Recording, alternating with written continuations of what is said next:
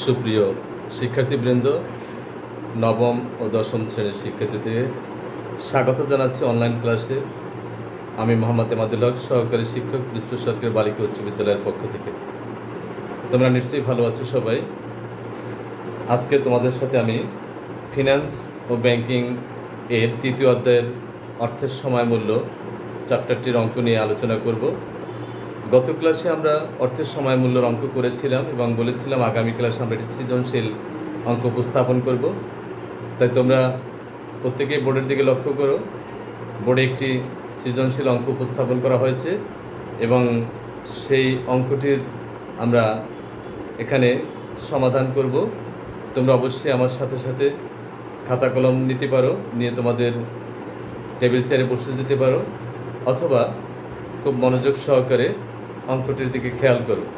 আমি উদ্দীপকটি পড়তেছি, তোমরা লক্ষ্য করো। জনাব রেশমা 5 লক্ষ টাকা 5 বছরের জন্য ব্যাংকে জমা রাখতে চান। এই ক্ষেত্রে ক ব্যাংক তাকে 13% হারে সুদের প্রস্তাব দেয় এবং খ ব্যাংক তাকে 12.5% হারে মাসিক সুদ প্রদানের প্রস্তাব দেয়। আমি উদ্দীপকটি আবারও পড়তেছি, তোমরা লক্ষ্য করো। জনাব রেশমা 5 লক্ষ টাকা 5 বছরের জন্য ব্যাংকে জমা রাখতে চান। এই ক্ষেত্রে ক ব্যাংক তাকে 13% হারে সুদ প্রদানের প্রস্তাব দেয় এবং খ ব্যাংক তাকে 12.5% হারে মাসিক সুদ প্রদানের প্রস্তাব দেয়। প্রশ্ন গ, জনাব রেশমা ক ব্যাংক থেকে কত টাকা সুদ পাবেন? জনাব রেশমা ক ব্যাংক থেকে কত টাকা সুদ পাবেন? ঘ, জনাব রেশমার কোন ব্যাংকে টাকা রাখা লাভজনক? যুক্তি সহকারে বিশ্লেষণ করো। তার উদ্দীপকটি ছিল জনাব রেশমা 5 লক্ষ টাকা 5 বছরের জন্য ব্যাংকে জমা রাখতে চান। অর্থাৎ এখন 5 লক্ষ টাকা সে 5 বছরের জন্য ক ব্যাংক এবং খ ব্যাংকে জমা রাখতে চান। তবে ক ব্যাংক তাকে এই 5 লক্ষ টাকার জন্য 13% হারে সুদ প্রদানের একটি প্রস্তাব দিয়েছে, আর খ ব্যাংক বলছে যে তোমাকে মাসিক 12.5% হারে সুদ প্রদানের প্রস্তাব দিয়েছে। এই ক্ষেত্রে আমাকে কি করতে হবে বা আমাদের কি করণীয়? আমাদেরকে এই 5 লক্ষ টাকা এখন জমা রাখবো 5 বছরের আশায়, অর্থাৎ আমাকে 5 বছর পরে আমি সুদসহ কত টাকা পাবো, এটি হচ্ছে এই অঙ্কটির মূল প্রতিপাদ্য বিষয়। এবং এর উপর ভিত্তি করে তোমাকে প্রশ্ন গ এবং ঘ দুটি বিশ্লেষণ করে তোমাকে দেখতে হবে কোন ব্যাংকে আমি টাকাটি রাখব। দুই ব্যাংকেরই সুদ নিয়ে আমরা ক্যালকুলেশন করব, করার পর দেখবো আমি কোন ব্যাংকে টাকা বেশি পাবো। যে ব্যাংকে টাকা বেশি পাবো সেই ব্যাংকে আমরা টাকা জমা রাখবো। তা আমরা লক্ষ্য করি যে প্রশ্ন গতে বলা আছে জনাব রেশমা কোন ব্যাংক জনাব রেশমা ক ব্যাংক থেকে কত টাকা সুদ পাবেন। তাহলে আমাকে কি বের করতে হবে? ভবিষ্যৎ মূল্য বের করতে হবে। তো এবার খেয়াল করো যে জনাব রেশমা ক ব্যাংক থেকে কত টাকা সুদ পাবেন। তো জনাব রেশমার ক ব্যাংক থেকে প্রাপ্ত সুদের পরিমাণ নির্ণয়। জনাব রেশমার ক ব্যাংক থেকে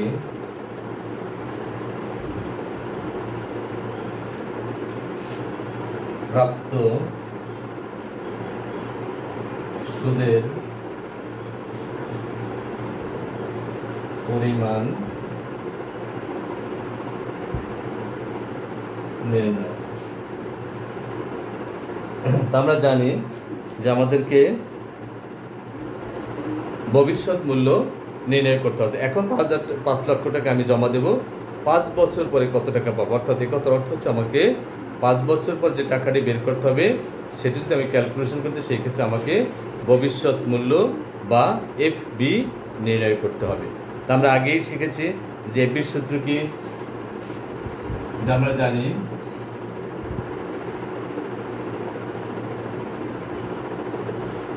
FB ভবিষ্যৎ মূল্য সূত্র হচ্ছে PB into 1 + I into N।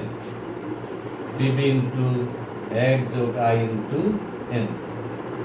এখানে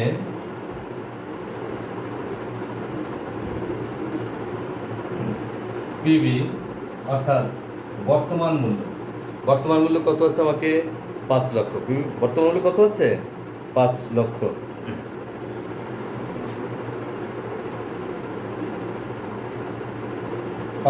টাকা। আই সুদের হার কত আছে? 13%।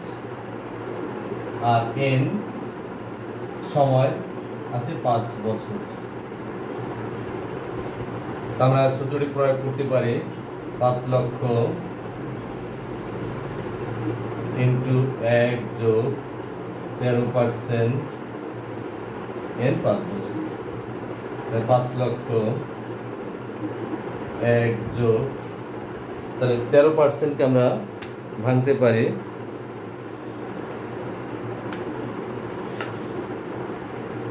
13/100 দেব। তাহলে 0.13 অর্থাৎ 0.13 5 বছর। 5 লক্ষ এর যোগ করলে হবে 1.13। তাহলে 5 লক্ষ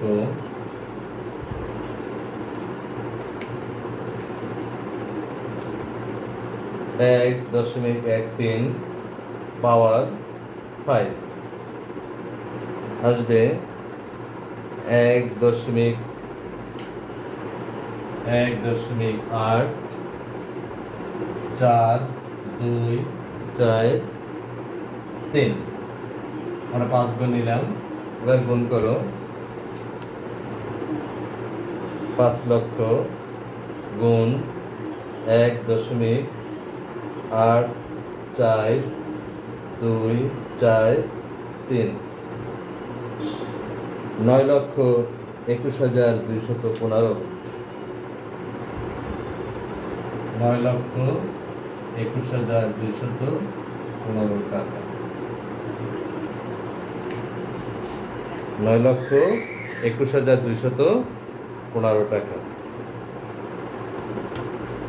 তাহলে আমি এফবি ভবিষ্যৎ অর্থাৎ 5 লক্ষ টাকা 5 বছর পরে আমার টোটাল সুদ এবং এই বর্তমান মূল্য নিয়ে আসছে 9,21,215।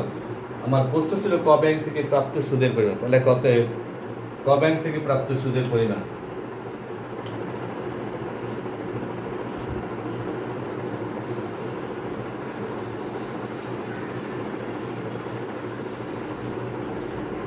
ক ব্যাংক থেকে প্রাপ্ত সুদের পরিমাণ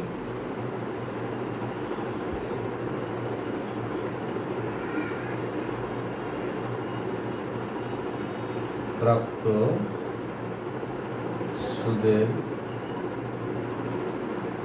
পরিমাণ সমান সমান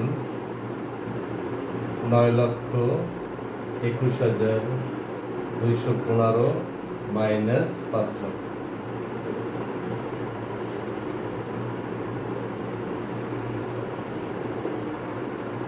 চার 4,21,215।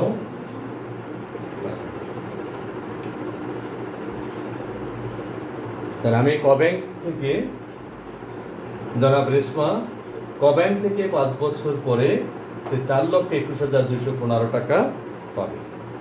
এবার আসো গতে, জনাব রেশমা কোন ব্যাংকে টাকা রাখা লাভজনক? যুক্তি সহকারে বিশ্লেষণ করো। তাহলে আমরা এবার গতে চলে যাই।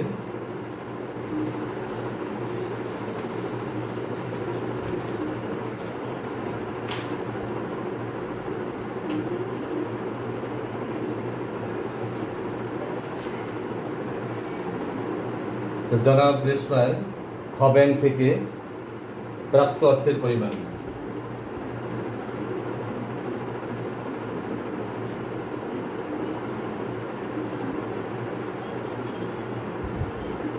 খ ব্যাংক থেকে প্রাপ্ত অর্থের পরিমাণ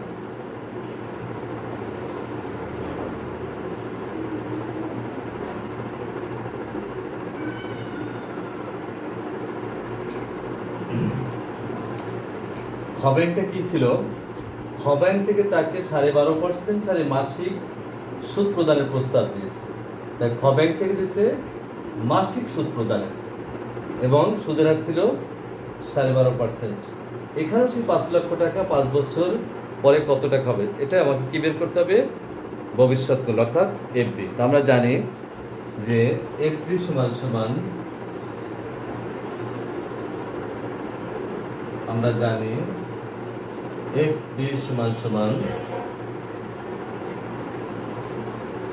পিবি ইন্টু 1 যোগ I by M into N. এখানে পিবি সমান 5 লক্ষ টাকা,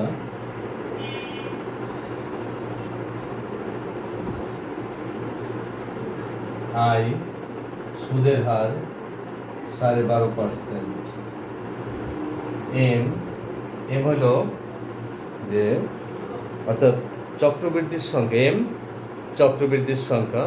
তাহলে প্রতি মাসে যেহেতু চক্রবৃদ্ধি আছে, চক্রবৃদ্ধির সংখ্যা হবে 12। এম সমান মাসিক চক্রবৃদ্ধির সংখ্যা 12, আর এন হচ্ছে বছর 5। তাহলে পিবি 5 লক্ষ, 1 যোগ 12.5%, এম হইল 12, আর এখানে 12 গুণ 5, 5 লক্ষ 1 যোগ 12। আমরা 12.5%কে 100 দিয়ে ভাগ করো, 12.5 ভাগ 100,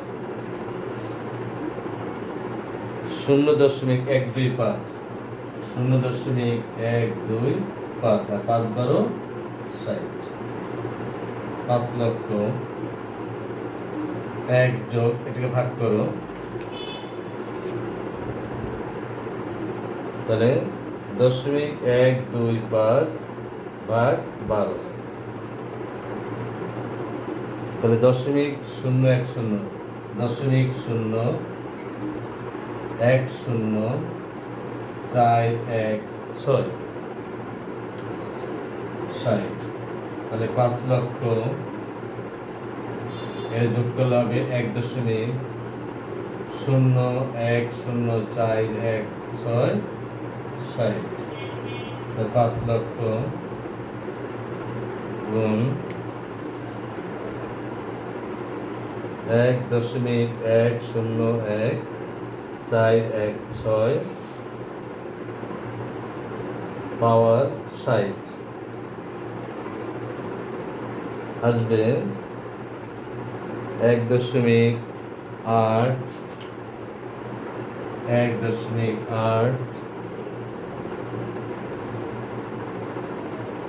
6.214। এবার গুণ করো, 5 লক্ষ গুণ 1.86214,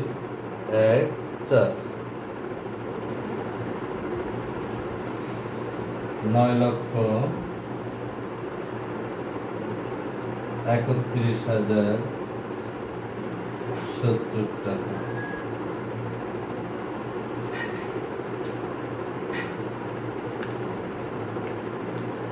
এখন জনাব রেশমা খ ব্যাংক থেকে মাসিক সুদের হারে সে 5 লক্ষ টাকা 5 বছর পরে 9,31,070 টাকা পাবে, যেটা ক ব্যাংক থেকে সে পেয়েছিল এই 5 লক্ষ টাকা 5 বছর খাটানোর পরে সে পেয়েছিল 9,21,215 টাকা। তাহলে আমরা দেখতে পাচ্ছি রেশমা 5 লক্ষ টাকা যদি 5 বছর খাটায় এবং 13% হারে এই সুদে সে যদি টাকাটি খাটায় 5 বছর পর পাবে 9,21,215 টাকা। সে একই টাকা একই মেয়াদে খ ব্যাংকে যদি খাটায় তাহলে সে পাবে 9,31,070 টাকা। তা আমরা দেখতে পাচ্ছি ক ব্যাংক এবং খ ব্যাংক দুটির যে 5 বছর পরে টাকার যে পার্থক্য, সেই পার্থক্যের দিকে আমরা যদি লক্ষ্য করি, সেই ক্ষেত্রে ক ব্যাংকের তুলনায় খ ব্যাংকে টাকা বেশি পাওয়া যাবে।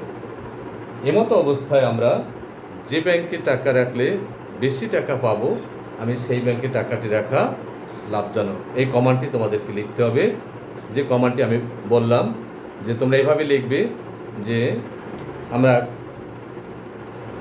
যে প্রশ্ন খ থেকে প্রাপ্ত জনাব রেশমা ক ব্যাংকে 5 লক্ষ টাকা 5 বছর খাটিয়ে 9,21,215 টাকা পাচ্ছে, আর জনাব রেশমা খ ব্যাংকে এই 5 লক্ষ টাকা 5 বছর খাটিয়ে 9,31,070 টাকা পাচ্ছে। এমত অবস্থায় দেখা যাচ্ছে যে ক ব্যাংকের তুলনায় খ ব্যাংকে টাকা বেশি পাওয়া যাচ্ছে, তাই খ ব্যাংকে টাকা রাখলে বেশি লাভ হবে। তা আমরা যেখান থেকে টাকা বেশি লাভ পাবো সেই ব্যাংকে আমাদের টাকা রাখা যুক্তিযুক্ত, তাই আমরা খ ব্যাংকে টাকা রাখা লাভজনক বলে আমি মনে করি। এই কমান্ডটি তোমাদের লিখে দিতে হবে। তাহলে তোমাদেরকে আবার ধন্যবাদ জানাচ্ছি যে আমার সাথে যুক্ত এই ক্লাসটি উপভোগ করার জন্য, এবং পরবর্তী ক্লাসে আমরা এই অধ্যায় থেকে আরও একটি সৃজনশীল অঙ্ক আমরা করব। তাই তোমরা আমার সাথে সবাই আবার যুক্ত থাকবে, যুক্ত থেকে পরবর্তী ক্লাসে অঙ্কটি শেখার চেষ্টা করবে, এই আশাবাদ ব্যক্ত রেখে সবাইকে আবারও ধন্যবাদ জানাচ্ছি। এবং পরবর্তী ক্লাসে আমার সাথে যুক্ত হয়ে এবং পরবর্তী ক্লাসটি উপভোগ করবে, এই কামনায় সবাইকে ধন্যবাদ জানিয়ে আমি আজকের এই অনলাইন ক্লাস থেকে বিদায় নিচ্ছি। আমি মোহাম্মদ এমাদুল হক, সহকারী শিক্ষক, পিরোজপুর সরকারি বালিকা উচ্চ বিদ্যালয়। তোমাদের সবাইকে ধন্যবাদ।